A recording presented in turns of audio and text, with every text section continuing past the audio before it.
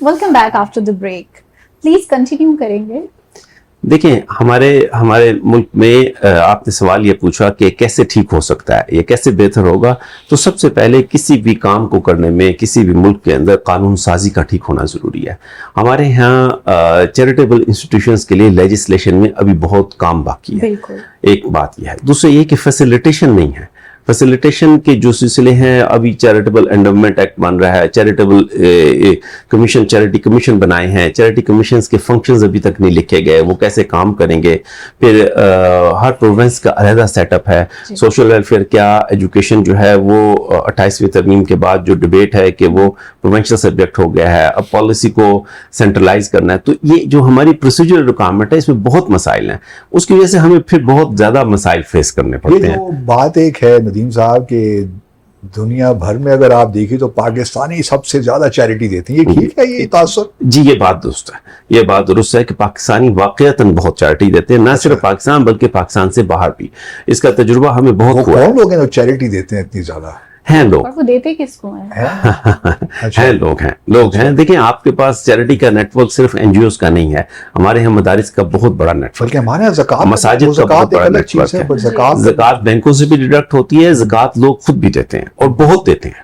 ایسی بات نہیں ہے کہ نہیں دیتے. یہ جی بالکل تاثر ٹھیک ہے اور مزاج ہے. سے پھر ریلیٹڈ ہے کیوں پاورٹی لائن ہماری جو ہے مسلسل ڈکلائن ہونے کے بجائے, لیکن وہ غریب ہونے کے باوجود بھی ایک دوسرے کی مدد ضرور کرتے ہیں. یہ ہمارا فیملی سٹرکچر بھی ہے, ہمارا سوشل سٹرکچر بھی ہے. دیکھیں پاکستان میں کوئی بھوک سے نہیں مر رہا, تکلیف ہے, لیکن اگر آپ اس میں دیکھیں تو اداروں کے اوپر بوجھ زیادہ ہے. یعنی گورنمنٹ جو ہے وہ سسٹمز پہ کام اتنا نہیں کر رہی جتنا کر سکتی ہے. لیکن بھوک سے قتل تو ہو رہے ہیں نا, خاندان ختم ہو رہے ہیں. کوئی آدمی ایسا نہیں ہو سکتا جو کام کرے اور اس کو اس ملک میں رزق نہ ملے. اللہ تعالیٰ یہ ہو نہیں سکتا. پاکستان میں محنت کرنے والے آدمی کے لیے بہت کام ہے اور بہت جگہ ہے. چاہے منڈی میں چلے جائیں, ایک دن اگر ایک مزدور ایک ٹرک کو ان لوڈ کرتا ہے تو وہ بہت آرام سے اس دن کی روٹی کھا بڑے آرام سے اپنے پورے گھر کو کھلا سکتا ہے. منصور صاحب آپ بتائیے, یہ تعلیم چلیے اسکول کی حد تک ہم کہتے ہیں, یہ تربیت کا جہاں تک معاملہ ہے,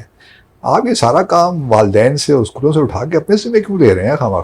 نہیں سر, کام کرنے دیجیے. اگر والدین انٹرسٹڈ نہیں ہیں, دلچسپی نہیں رکھتے, ہم اپنے ذمہ بالکل نہیں لے رہے. اچھا, ہم اپنے ذمہ صرف یوں گورنمنٹ کے ذمہ ڈال رہے ہیں؟ نہیں سر, ہم سمجھتے ہیں کہ ہم میں سے ہر شخص کو اپنی ذمہ داری سنبھالنی. اوکے, تو تربیت کے سلسلے میں ہم یہ کر رہے ہیں کہ ہم جو بھی کام کرتے ہیں وہ بائی لارج ایگزسٹنگ میکینزم کے اندر پلگ ان کرتے ہیں. جو آپ نے 25 لیٹ سے جو چیزیں آپ نے آئیڈینٹیفائی کی کہ یہ ہونی چاہیے یہ ایک بچے کے اندر, یہ ایک شخص کے اندر, ایسے آج کل ہے. قیت الرجال تو بہت ہے, اس میں قطعاً کوئی شک نہیں.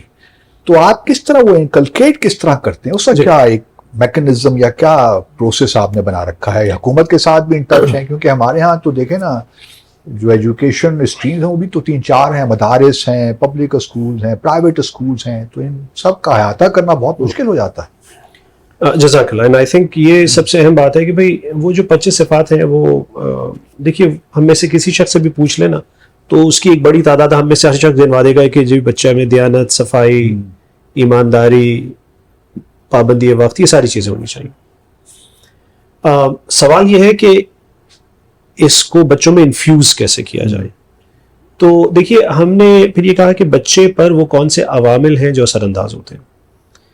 تو ایک تو اسکول اور پیئرز بچے پہ اثر انداز ہوتے ہیں, بچے پہ اس کے والدین کا اثر ہوتا ہے, بچے پر اساتذہ کا اثر ہوتا ہے, بچے پر میڈیا کا اثر ہوتا ہے, بچہ پڑھتا کیا اس کا اثر ہوتا ہے. تو ہم بچے سے زیادہ ان سب سے پہلے عوامل پر توجہ کرتے ہیں جو بچے کی کردار سازی کرتے ہیں. تو ہم ماؤں کی یا پیرنٹس کی تربیت کے ادارے بھی بناتے ہیں. اوکے, جہاں پہ باقاعدہ ہم ان کو انگیج کرتے ہیں ان ویلیوز کے ساتھ پیرنٹس کو, اور خاص طور پہ ماں کو, جو کیونکہ جب تک ماں کو یہ اندازہ نہیں ہوگا کہ اس کے پاس یہ جو بچے کی تربیت کا کام ہے اس کی اہمیت کیا ہے اور کن خطوط پہ کرنی ہے, تو وہ پھر کام ہو بھی نہیں سکتا. تو ہماری اللہ کا شکر ہے ماؤں کی تربیت کے ادارے کراچی, لاہور, اسلام آباد اور کشمیر میں متعدد جگہوں پر ہیں, اور ہم الحمدللہ وہ ان کی تعداد میں اضافہ کرتے جا رہے ہیں. پھر ہم ٹیچر ٹریننگ انسٹیٹیوٹس بھی بناتے ہیں جہاں پہ ہم ٹیچرس کو پھر ٹریننگ دیتے ہیں کہ بھئی انہوں نے بچوں کے ساتھ انٹریکٹ کیسے کرنا ہے, انگیج کیسے کرنا ہے. پھر ہم نے یہ کیا کہ دیکھیے پاکستان میں بہرحال جہاں بچے جو بچے فارمل اسکولنگ میں وہ جاتے ہیں، اسکولس جاتے ہیں اور وہاں پہ اچھا خاصا دن کا 6 گھنٹے تقریباً گزارتے ہیں، ہفتے میں 5 دن یا 6 دن ڈپینڈنگ آن دا اسکول. تو ہم جو کریکولم ہے جو آلریڈی ایک ریگولیٹڈ سبجیکٹ ہے پاکستان میں، اس کے لیے 6 ٹیکسٹ بک بورڈز ضرور ہیں اور ہم ہر ایک کے پاس جاتے ہیں، ہر ایک سے اپروول لیتے ہیں. تو ہم کیریکٹر انفیوزڈ کریکولم بناتے ہیں، اوکے، جس میں کیونکہ ہر کریکولم کا کے اندر ان بٹوین دا لائنز یا جس کو اکیڈیمکس ہڈن کریکولم کہتے ہیں وہ ہوتا ہے کہ بھائی اس سے بچے کو میسج کیا جا رہا ہے. پھر وہ صرف تھیوری میں نہیں ہے، ہمارے کریکولم کے اندر کئی اپلائیڈ میتھڈالوجیز بھی موجود ہیں جس میں ورک شاپس بھی ہیں، جس میں کلبس بھی ہیں، جس میں بچوں کے لیے آؤٹ ڈور انگیجمنٹس بھی ہیں. تو اس سارے کو استعمال کر کے پھر ہم کردار سازی کا کام کرتے ہیں. اس کے ساتھ ساتھ ہم کمیونٹی لیول پر بھی کام کرتے ہیں. اچھا سوری، اس میں جو کردار سازی کا جو 25 صفحات ہیں اس میں کی پاکستانیت کا بھی ایلیمنٹ ہے عنصر؟ اوکے، جی جی بالکل، ایبسلیوٹلی. ہم اسی سلسلے میں ایک چھوٹی سی اور بھی عرض کروں کہ ہم نے ابھی ایک پروگرام امید علم و ہنر کے نام سے شروع کیا ہے. اوکے، اور ہمارا امید علم و ہنر پروگرام جو ہے وہ پائلٹ کے طور پہ اس وقت ہم کورال جو یونین کاؤنسل ہے ادھر ہی، وہ پوری یونین کاؤنسل ہم نے اڈاپٹ کی ہے ان پارٹنرشپ ود دا گورنمنٹ. اور اس میں جتنے بھی بچے جو آؤٹ آف اسکول ہیں ان کو ہم انگیج کر رہے ہیں. وہ ایکسلریٹڈ لرننگ پروگرام کے تحت ہو رہا ہے جس میں لٹریسی کی ڈیفینیشن بھی ہماری اپنی ہے. اور ہماری لٹریسی کی ڈیفینیشن میں یہ بھی ہے کہ بھئی بچے کو پڑھنے لکھنے کے تو جو سٹینڈرڈز ہیں وہ تو ہوں اور وہ ہونے چاہیے.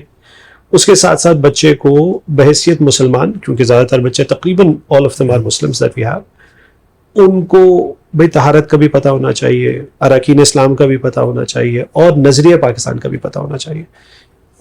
تو ہم اس کے ساتھ ساتھ بچہ جب ہمارے پروگرام سے گریجویٹ کرے گا تو وہ کسی ایک فن میں ماہر بھی ہوگا تاکہ وہ اس کے فوراً بعد 4 سال کے پروگرام کے بعد کسی جگہ پر باعزت طریقے سے اچھی روزگار نہ صرف یہ کہ حاصل کر سکے بلکہ اس کے پاس وہ بنیاد موجود ہوگی جس کی بیسس پر وہ اپنی ability to earn a living پر مزید بلڈ کر سکتا ہے انشاءاللہ. اچھا ندیم صاحب آپ کی طرف آتے ہیں. میں چونکہ مجھے ذاتی طور پہ اتفاق ہوا ہے آپ کا جو سیٹ اپ ہے ہری پور میں وہاں جانے کا، تو آپ نے تو ماشاءاللہ وہاں بڑی اسکولز بھی بنا رکھے ہیں، خاص طور پہ یتیم بچوں کے لیے بھی، وہاں پہ بچوں کے لیے بھی. تو یہ ذرا ان کے بارے میں بتائیے کہ یا ایک نرسنگ اسکول شاید ہے. جی جی، تو تھوڑا سا ہمیں بتائیے کہ وائی نرسنگ اسکول. ہم نے کووڈ کے بعد ارادہ کیا کہ خبیب فاؤنڈیشن اپنی یونیورسٹی بنائے. اوکے، تو اس یونیورسٹی بنانے میں اب ہمارے پاس 25 سال کے سفر میں بہت سے یتیم بچے بڑے ہو گئے ہیں اور یونیورسٹی گوئنگ ہے. ابھی اس وقت کیا تعداد ہوگی جو بچے آپ کے ساتھ منسلک جی جو ہمارے بورڈنگ میں ہیں وہ تقریباً لگ بھگ 2000 کے قریب بچے ہیں مختلف ہمارے پروجیکٹس کے اوپر، اور from all over the country. جی جی ہمارے پاکستان کے پروجیکٹس میں جو ڈے اسکالر کے علاوہ ہیں. ڈے اسکالر بچے تو آتے ہیں، وہ آفرن بچے اور جو ریگولر بچے ہیں وہ اس کے علاوہ ہیں. ہمارے 100 سے زیادہ بچے ٹرکی میں پڑھ رہے ہیں مختلف یونیورسٹیز میں. 5 بچے جی ہائر ایجوکیشن میں، 5 یتیم بچے ہمارے انگلینڈ میں ہیں. ایک بچہ ہمارا پی ایچ ڈی کر رہا ہے چائنا میں، فل اسپانسر. جی جی ایک بچہ ہمارا چائنا میں ہے، اسی طرح ایک بچہ ہمارا جرمنی میں ہے.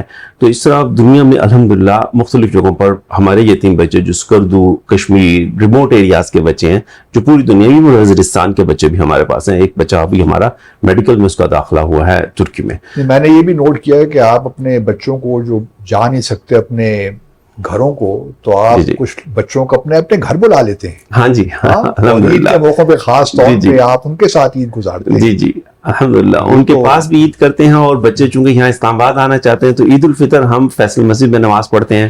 وہ یہاں پہ پھر اکٹھے ناشتہ کرتے ہیں. 150 سے زیادہ بچے ہوتے ہیں، ہم سارے اکٹھے بیٹھتے ہیں الحمدللہ. تو وہ بھی ایک ایکٹیویٹی ہے. تو جو آپ کا یونیورسٹی بنانے کا پلان ہے وہ کہاں تک ہے؟ یونیورسٹی کا اب یہ ہو گیا ہے کہ ہماری 5 بیچلر شروع ہوا ہے. جس طرح آپ نے کہا نرسنگ اسکول شروع ہو گیا ہے، اس طریقے سے فارمیسی شروع ہو گیا ہے، فزیوتھراپی ہے، ریڈیولوجی ہے اور ہیلتھ ٹیکنالوجی.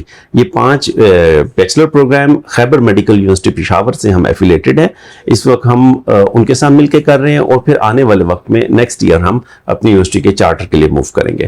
تو خبیب یونیورسٹی کا جو پروجیکٹ ہے اس میں ہمارے پاس یتیم بچہ فری پڑتا ہے اور جو باہر کے بچے ہیں ان سے ہم چارج کرتے ہیں.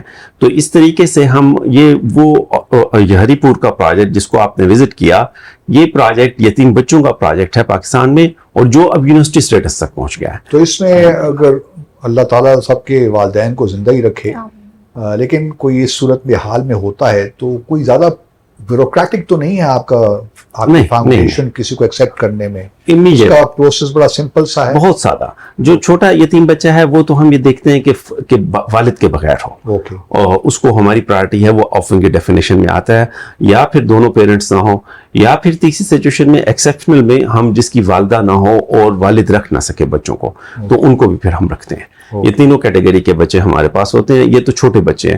یونیورسٹی کے اندر جو بچہ کوالیفائی کرے گا اور آرفن ہے تو وہ بچہ ہمارے اسکالرشپ پہ آ سکتا ہے اور ہمارے پاس فری پڑھ سکتا ہے. تو کوئی ایسے بچے آپ کے ہیں جو آپ کے سارے، کیونکہ ماشاءاللہ 25 سال آپ نے کہا ہو گئے نا سارے آپ کے ادارے کو اسٹیبلش ہوئے، کہ جو بچے نکلے ہوں آپ کوئی اچھی جگہوں پہ کام بھی کرنے پہنچے ہوئے ہوں؟ جی الحمدللہ ہمارے بچے زیادہ تر جو ہے وہ پاکستان سے باہر ہیں.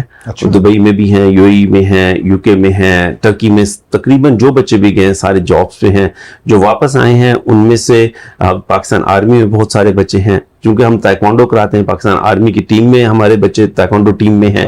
پاکستان کی طرف سے ہمارے پاس 1000 سے زیادہ نمبر ہے ایتھلیٹ کا، تو اس کی وجہ سے پاکستان کا لارجسٹ بلیک بیلٹس کا نمبر خبیب فاؤنڈیشن کے پاس ہے.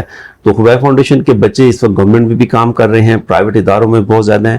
اس وقت ہمارے اپنے ادارے میں 50 سے زیادہ بچے ہمارے مختلف جگہوں پر کام کر رہے ہیں. یہاں لیں گے مختصر سا وقفہ اور گفتگو کا سلسلہ جاری رکھیں گے ایک بریک کے بعد.